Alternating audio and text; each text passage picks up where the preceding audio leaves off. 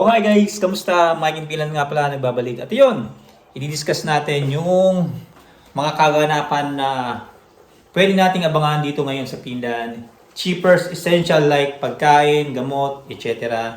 Lower fuel costs, income tax, cut, ibig sabihin mas marami na yung makukuha nating pera. Kumaga yung home pay, yung tinatawag natin na more take home pay, and then yung increase ng support sa mga bagong parents, yung mga bagong mga, yun, yung magkakaroon kayo ng anak.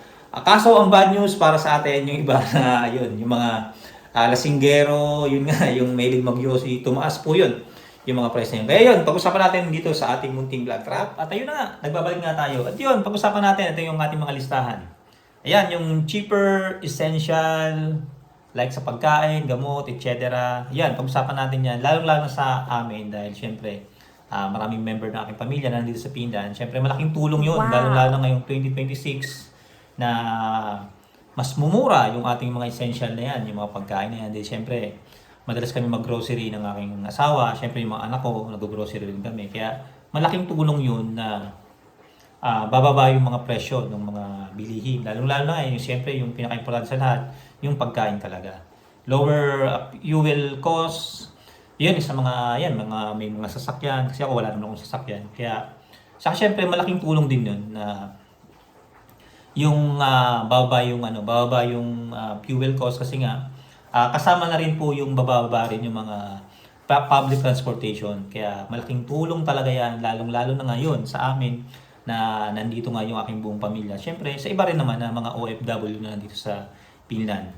Income tax, yan, income tax cut. Yan yung mas very excited din. Siyempre, mas marami na, mas malaki na yung makukuha nating take home, di ba? Take home pay natin. Kasi nga, marami, talaga naman, totoo naman, marami pa rin ang nagsasabi at nakaka-experience na mataas ang tax dito sa Finland, which is, para naman sa akin, okay lang kasi nakikita naman natin kung saan napupunta yung tax natin. Nakikita natin kung saan dinadala or saan ginagamit ng gobyerno dito yung tax na kinukuha sa atin. Saka syempre, naibabalik din naman sa atin yun, yung mga tax na kinakaltas sa atin. Kumbaga, maganda rin po naman yung benepisyo na tatanggap natin sa tax na kinukuha ng government dito sa atin. Kaya okay lang din. Saka syempre, magandang balita to kasi nga magbabawas or income tax cut nga eh. Kaya para sa akin talagang maganda at big impact yun ngayong darating na ngayong taon na to na 2026. At yun, tumaas din po, mag-increase din po yung support by new parents. Yun, yung mga kumaga mga anak kayo, yun mga bagong pamilya, nagkaroon na kayong pamilya doon sa Finland na yun, tataas yung mga benefits, may mga makukuha yung benepisyo.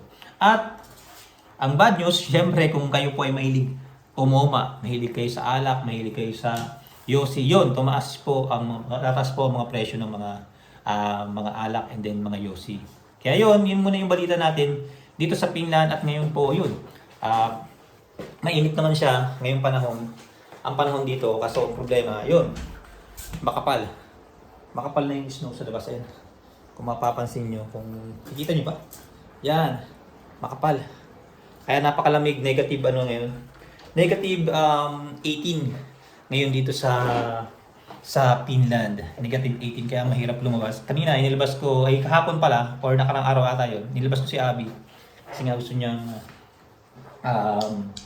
maglaro sa labas. Kaso nga lang hindi naman tumagal yung tatay, kaya sandali lang. At ulit-ulit po pala at reminders ko lang po, paalala ko lang po sa mga kapwa kong OFW na katulad ko, alam din naman natin na napakahirap kumita ng pera sa abroad.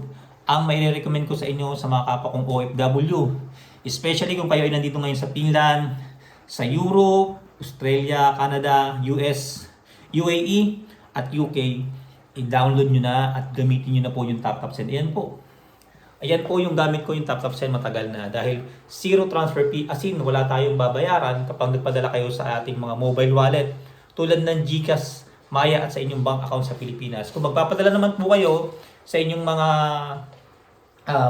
remittance or yung mga tinatawag natin na pick up cash dyan sa atin sa Pilipinas, mababa lang na din pong babayaran ninyo. At isa pa dyan, mataas na po yung makukuha po ninyo na welcome bonus kapag ginamit mo yung promo code na Mike in Finland. Yung top send, mabilis, secured, at buo po ang makukuhang pera ng inyong pamilya. Yun lang po. Kaya sa mga kapwa kong OFW dyan, kung subscriber kita, kung nakapalo po kayo, or makikita nyo to, i-download nyo na po yung top send kung nabanggit ko po yung inyong mga bansa na kayo po yung kapadala sa Pilipinas. Kaya sa mga kapwa kong OFW, i-download ng top send at huwag kakalimutan yung promo code na Mike in Finland para meron kayong welcome bonus. Kaya yun lang po. Laging pinapalang ko yung Mike. Punta God first. Maraming salamat po.